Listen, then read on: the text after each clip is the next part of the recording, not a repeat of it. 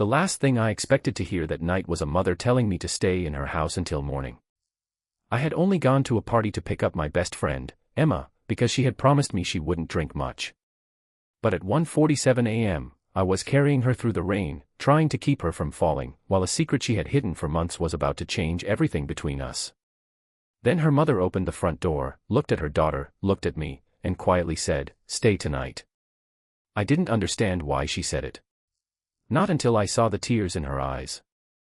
Before we continue, if you believe that sometimes one small act of kindness can give someone a second chance, please take a moment to like this video, share it with someone who needs hope, leave a comment, and subscribe to Silent Hope Stories.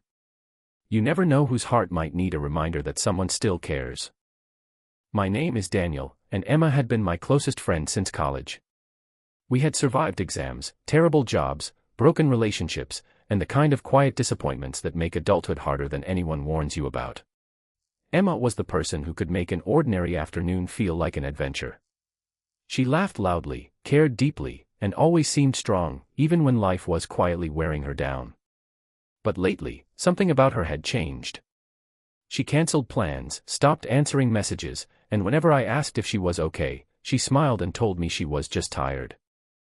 That Friday night, she had insisted on going to a friend's birthday party. She promised me she would take a rideshare home and not stay too late. Around midnight, I received a message from her phone. It wasn't Emma.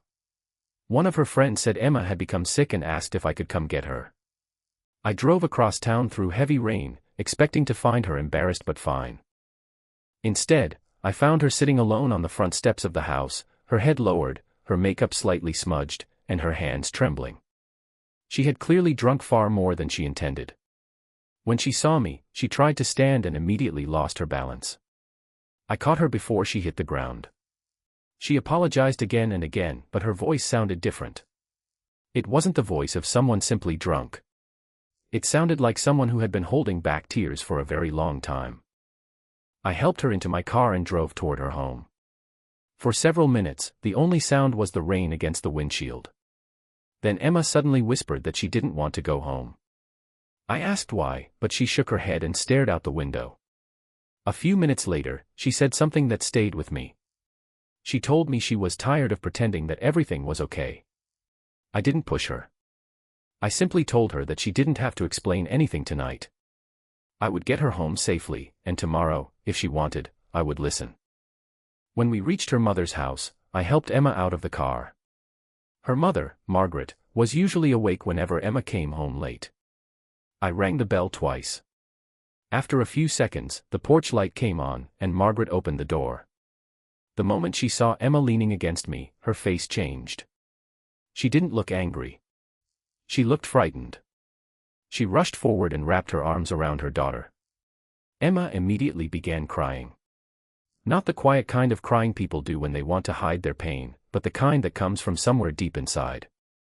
Margaret held her tightly, whispering that she was safe now. Then she looked at me. Her eyes were red, and her voice was barely above a whisper when she said, "Stay tonight." I hesitated. I told her I could drive home, but Margaret shook her head.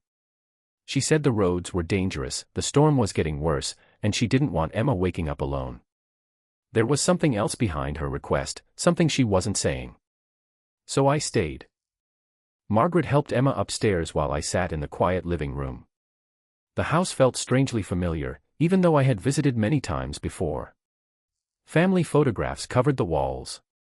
Emma as a little girl. Emma graduating from school. Emma standing beside her mother at a beach. Looking at those pictures, I suddenly realized how different the smiling girl in those photographs seemed from the woman who had been crying in my car. A few minutes later, Margaret returned carrying 2 cups of tea. She sat across from me and finally explained what had been happening. Emma had lost her job 3 months earlier. She had been too ashamed to tell anyone. She had also broken up with someone she had loved, and the relationship had ended badly. Instead of admitting how much it hurt, Emma had convinced everyone she was fine. She had been sending money to help her mother with household expenses while secretly struggling to pay her own bills. Margaret had only recently discovered how serious things were. Then she told me something that made my chest tighten. Emma had been planning to move away without telling anyone. She had packed a small suitcase and was considering leaving the city because she believed she had become a burden to everyone around her. I thought about all the times Emma had said she was simply tired. All the unanswered messages. All the cancelled plans. All the moments when I had assumed she wanted space. I felt guilty. Margaret looked at me and said she wasn't asking me to fix Emma. She simply wanted me to understand that sometimes people don't ask for help because they don't believe they deserve it. Around 3 in the morning, I heard footsteps on the stairs. Emma appeared wearing an old sweatshirt, her face pale and exhausted. She apologized for everything. She apologized for the party, for making me drive through the storm, for worrying her mother, and even for being difficult to be around lately. I told her she didn't owe me an apology. Then I said something I hadn't planned to say. I told her that being strong didn't mean handling everything alone. I reminded her that friendship wasn't only about laughing together when life was good. Sometimes it meant sitting beside someone while they cried and refusing to leave. Emma stared at me for a long time before finally breaking down again. Her mother joined us, and the three of us sat together in the living room until nearly sunrise. There was no dramatic solution. No sudden miracle. Emma still had bills. She still needed a job. Her heartbreak wouldn't disappear overnight. But for the first time in months, she wasn't pretending. Morning arrived quietly. The rain had stopped, and pale daylight came through the windows. Emma was asleep on the couch, covered with a blanket. Margaret stood beside the kitchen window, holding a cup of coffee. She thanked me for staying. I told her I hadn't done anything special. She smiled sadly and said that was exactly why it mattered. Sometimes the person who saves you isn't someone who gives you money, solves your problems, or says something profound. Sometimes it's simply the person who stays when leaving would be easier. A week later, Emma began applying for jobs again. She started seeing a counselor. She also stopped hiding when she was having a difficult day. I didn't become her savior. I remained her friend. Some days we laughed. Other days we sat silently. Slowly, she began rebuilding her life. Months later, Emma found a new job she actually enjoyed. One evening, she invited me and her mother to dinner. After we ate, she placed a small envelope in front of me. Inside was a photograph from that rainy night. It was a picture her mother had secretly taken the morning after the party. Emma was asleep on the couch, Margaret was standing beside her, and I was sitting in a chair nearby, exhausted but still there. On the back, Emma had written a single sentence, "Thank you for staying when I was afraid everyone would leave." That sentence meant more to me than she could ever know.